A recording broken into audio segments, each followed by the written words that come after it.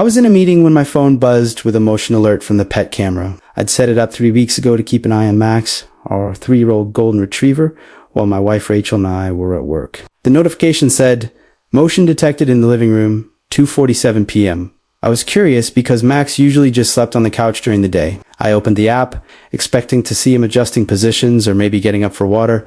Instead, I saw a man I'd never seen before sitting on my couch, and Max Madot, who'd supposedly been so anxious and stressed lately, was practically in his lap. Tail wagging furiously, licking his face, acting like this was the best day of his life. My hand froze on my phone. I watched as the man scratched Max behind his ears, that specific spot that Max loved, that I thought only I knew about. Max rolled over for belly rubs, completely relaxed, completely trusting. This wasn't a stranger. This was someone Max knew very well. I kept watching, feeling sick, as the man stood up and walked toward my kitchen, comfortable, familiar, like he lived there. Max followed him, tail still wagging. Through the camera, I could see the man opening my fridge, getting food, feeding Max treats from the counter. Then my wife walked into frame. She kissed the man. And Max sat at their feet, looking up at them both with absolute adoration, his tail sweeping the floor.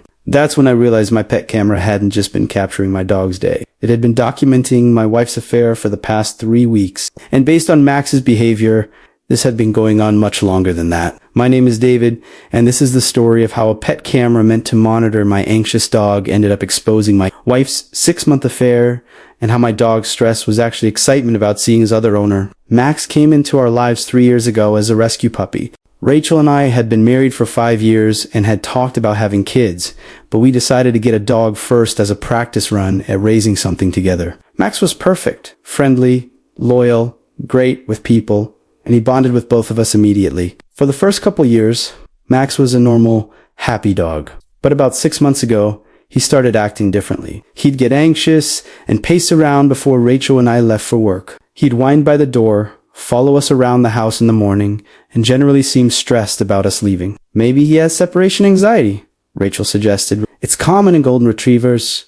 We tried everything. We got him puzzle toys to keep him occupied, left the TV on for background noise, made sure he had plenty of exercise before we left. Nothing seemed to help. Max would still get worked up every morning when we prepared to leave. Maybe we should get a camera, Rachel said one evening. We could watch him during the day and see what he does when we're gone. It might help us figure out what's bothering him. It seemed like a great idea. We'd be able to see if Max was pacing all day, if he was getting into things, if there was something in the house that was stressing him out. Plus, I liked the idea of being able to check on him during the day. Rachel even helped me pick out the camera. We got one with motion detection, night vision, two-way audio so we could talk to Max through it, and cloud storage that saved all footage for 30 days. This way, we can review entire days if we need to, Rachel said. I installed it on a shelf in our living room, positioned to give a good view of the couch where Max spent most of his time. The camera was small and discreet, easy to forget about once it was set up. Perfect,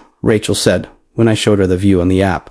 Now we can keep an eye on our boy. I didn't realize she was worried about keeping an eye on a lot more than just our dog. For the first week after installing the camera, I checked it religiously. I'd open the app during my lunch break, before meetings, sometimes just randomly during the day. I was fascinated by seeing what Max did when we weren't home. Mostly, he slept. Hours and hours of Max curled up on the couch, occasionally shifting positions. Sometimes he'd get up and wander to his water bowl, visible at the edge of the camera frame. Sometimes he'd grab a toy and bring it back to the couch, but mostly, he just slept peacefully. He seems fine, I told Rochelle. I don't see any anxious behavior. He just sleeps all day. That's so weird, Rachel said. Why is he so stressed in the mornings then? Maybe he just doesn't want us to leave, I suggested. But once we're gone, he settles down. It made sense at the time. I stopped checking the camera as obsessively. A quick look during lunch to see Max sleeping peacefully, then back to work. The camera had served its purpose. I knew Max was okay during the day. What I didn't know was that I was only checking during times when nothing interesting was happening. I was missing the real story by hours.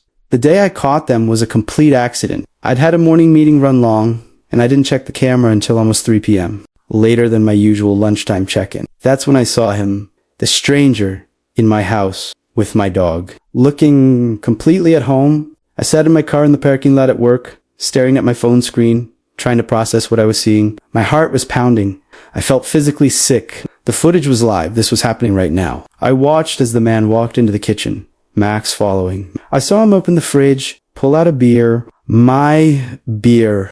He opened it and took a drink while looking at his phone. Then Rachel appeared on camera. She was wearing clothes I'd seen her leave in that morning, her work, blouse, and skirt. She was supposed to be at her office downtown, but here she was at 2:47 p.m. on a Wednesday afternoon in our house, kissing a man I'd never seen before, while our dog wagged his tail at their feet. I couldn't look away.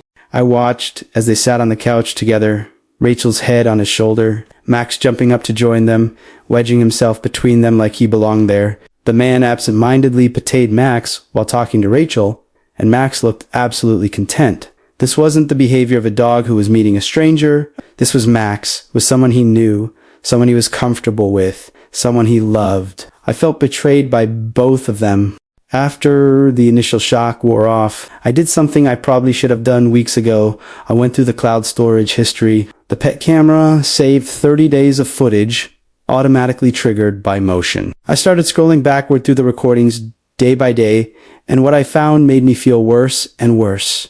This wasn't new. This had been going on for months. I found footage from 3 weeks ago, 2 days after we'd installed the camera. The same man arriving around 2 p.m., Max going absolutely crazy with excitement to see him. Rachel arriving home shortly after. The two of them disappearing into the bedroom, out of the camera's view, while Max waited in the living room 2 weeks ago. Same thing. The man arriving, Max greeting him like a long-lost friend, Rachel showing up, both of them comfortable and familiar with each other in my house. I went back further. The camera had only been installed for 3 weeks, so that was as far as the footage went. But all 3 weeks showed the same pattern. The man would arrive sometime between 2 p.m. and 3 p.m. several times per week. Max would greet him enthusiastically. Rachel would either already be home or would arrive within 30 minutes, and Max would spend the afternoon with both of them, clearly happy to have them both there.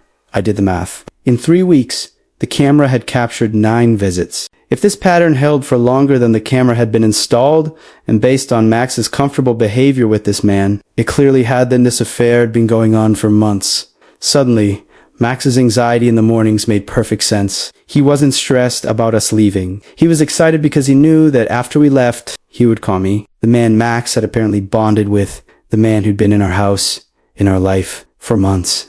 Max's tail would wag as we got ready for work because he was anticipating seeing his other owner. The whining wasn't de-stress. It was impatience. He wanted us to hurry up and leave so his friend could come over. Our dog had been keeping my wife's secret and had been too trusting to see it. I sat in my car for 2 hours, watching the live feed and reviewing old footage. I couldn't go back to work. I couldn't go home. I just sat there, watching my life unravel on a 6-inch screen. The live feed showed Rachel and the man on the couch, watching TV, Max stretched out between them. It looked domestic, comfortable, like a couple relaxing at home with their dog after work, except it was my home, my dog, my wife. I watched old footage of them in my living room, eating meals at my table. The man throwing Max's ball for him in my backyard visible through the living room window. I watched Rachel laugh at something he said. That genuine laugh I'd fallen in love with years ago. I watched them kiss, hold hands, act like a couple. And through it all, Max was there. Happy, relaxed, tail wagging. In some clips, he'd bring his favorite toy to the man. In others, he'd rest his head on the man's lap while they watched TV.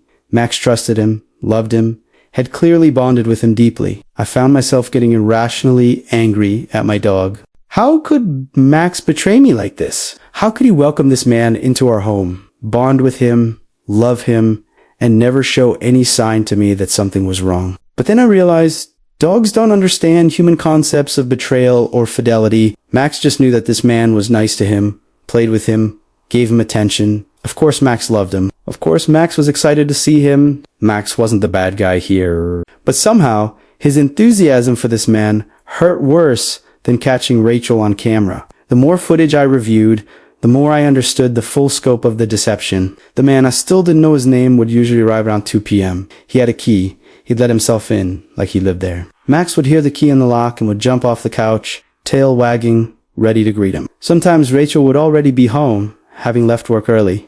Other times, she'd arrive 30 minutes to an hour after the man. Based on their greeting, when she arrived casual, comfortable, they'd been timing these visits carefully. They'd spend 2 to 3 hours together. Sometimes they'd sit in the living room where the camera could see them. Other times, they'd disappear into the bedroom or other rooms, and the camera would just show Max waiting patiently, sometimes sleeping, sometimes playing with toys, occasionally looking toward the bedroom door like he was waiting for them to come back. Around 5 p.m., the man would leave. Rachel would stay home, and about 30 minutes later, I'd arrive home from work. By the time I got there, any evidence of his visit would be erased. The beer bottles would be in the trash. The couch cushions would be rearranged. Everything would look normal. And Max, exhausted from his exciting afternoon, would barely greet me at the door. I'd always thought he was tired from a long day of anxiety. Now I realized he was tired from playing with his other owner. They'd been doing this 2 to 3 times per week for months. In our home. In our bed. Probably. With a dog as their unwitting accomplice. I left work early and drove home.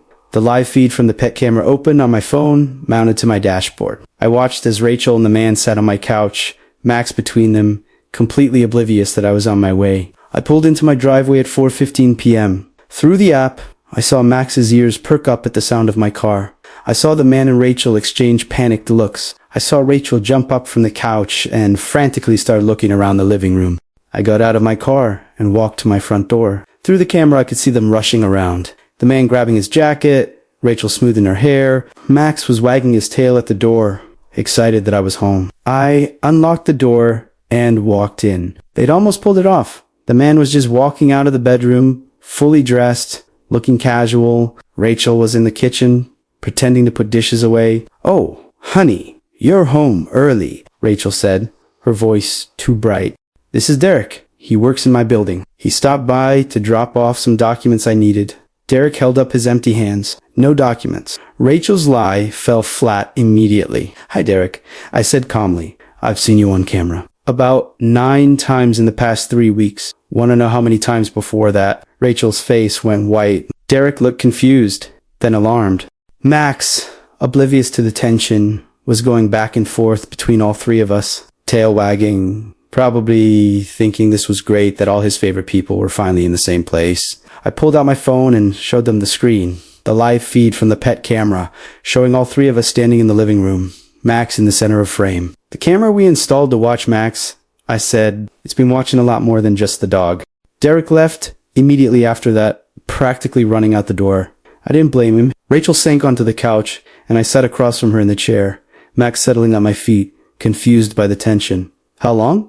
I asked. 6 months, she whispered. "How did it start?" "He lives in my building. We'd see each other in the elevator, started talking, got coffee a few times, then it just happened. It didn't just happen. Rachel, you made choices. You gave him a key to our house. You brought him here to our home while I was at work. You did this 2 or 3 times a week for 6 months." "I know," she said, crying now. "I'm sorry. I never meant for it to go this far. Does he know you're married?" She nodded. "He's divorced?" "He said he understood complicated situations."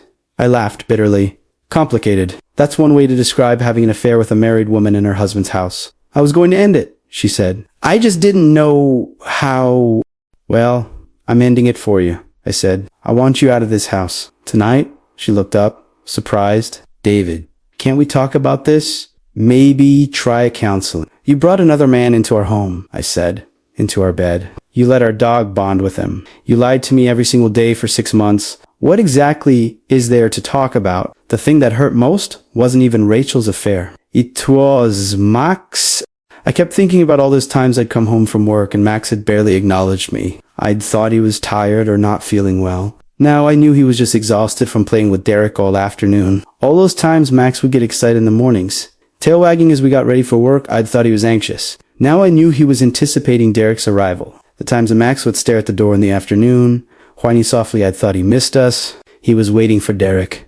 Max had been the perfect cover for Rachel's affair. His behavior had provided explanations for suspicious timing. I came home early because Max seemed anxious. Rachel had said multiple times over the past months. Now, I knew she was coming home to meet Derek, and Max's supposed anxiety was just a convenient excuse. I felt stupid for not seeing it. The signs had been there. Max's behavior, Rachel's schedule changes, the small inconsistencies I'd brushed off, but I had trusted them both completely, my wife and my dog. Does Max like him? I asked Rachel during one of our difficult conversations after I'd asked her to leave. She looked uncomfortable. Max loves him. Derek always brought him treats, played with him for hours. Max would get so excited when he heard his key in the lock. His key, I repeated. You gave him a key to our house. I'm sorry, she said again. But sorry didn't fix the fact that my dog had bonded with my wife's affair partner. Sorry didn't change the fact that Max had spent 6 months living a double life, along with Rachel, greeting Derek like family while I remained completely oblivious. I was going to have to rebuild Max's trust in me as much as he'd have to adapt to Derek being gone from his life. And that hurt almost more than Rachel leaving. I saved all the footage from the pet camera, 30 days of recordings burned to a drive. My lawyer said it would be useful for the divorce proceedings. I watched some of it again, torturing myself with details I'd missed the first time through. Derek's familiarity with my house, knowing where the glasses were, how to work the TV remote, which chair was the comfortable one. Rachel's comfort with him, the way they moved around each other, like a couple who'd been together for years, not 6 months. And Max, always there, always happy, dividing his affection between them both. In one clip, Derek was playing tug-of-war with Max using Max's favorite rope toy. Max was growling playfully, tail wagging, completely engaged in the game. It was the same way Max played with me. Nothing special, nothing different. To Max, Derek was just another human who loved him. And Max loved back unconditionally. I couldn't be angry at the dog. He'd just been doing what dogs do, loving the people who were nice to him, living in the moment, not understanding the complexity of human relationships and betrayal. But it still hurt to watch. After Rachel moved out, Max was confused. He'd pace the house looking for her. He'd stare at the door around 2 p.m., waiting for Derek to arrive with his key. When neither of them showed up, Max would whine and seem genuinely distressed. The anxiety I'd thought Max had months ago, now it was real. He'd lost half his family overnight and didn't understand why. I took Max to the vet to make sure his anxiety wasn't medical. The vet confirmed he was healthy but stressed. Has there been a change in his routine or household? She asked. My wife moved out, I said, and Max had become attached to someone else who's also no longer around. The vet recommended maintaining a consistent routine, spending extra time with Max, maybe some anxiety medication if it didn't improve. I declined the medication and decided to just give Max time and attention. It was hard at first. Every time I looked at Max, I thought about him playing with Derek, greeting him so enthusiastically, bonding with the man who'd been sleeping with my wife. But Max didn't understand any of that. He just knew that 2 people he loved had disappeared from his life suddenly. So I did what I had to do. I came home during lunch breaks to spend time with Max. I took him on longer walks. I played with him more in the evenings. Slowly, Max started to settle down again, to adjust to his new routine. And gradually, I stopped feeling betrayed by my dog and started feeling grateful that at least I still had him. Even if Rachel was gone, looking back, the pet camera revealed more than just an affair. It showed me how thoroughly I'd been deceived, how careful and calculated Rachel had been, and how long I'd been living in a reality that wasn't true. It also revealed some uncomfortable truths about my marriage that I'd been ignoring. Rachel and I had grown distant over the past year. We'd stopped having date nights, stopped really talking, stopped being intimate as often. We'd become roommates more than partners. None of that excused what Rachel did. She should have talked to me about her unhappiness, should have suggested counseling, should have ended our marriage before starting something with Derek. But I had to acknowledge my part in letting our relationship deteriorate to the point where she was looking elsewhere for connection.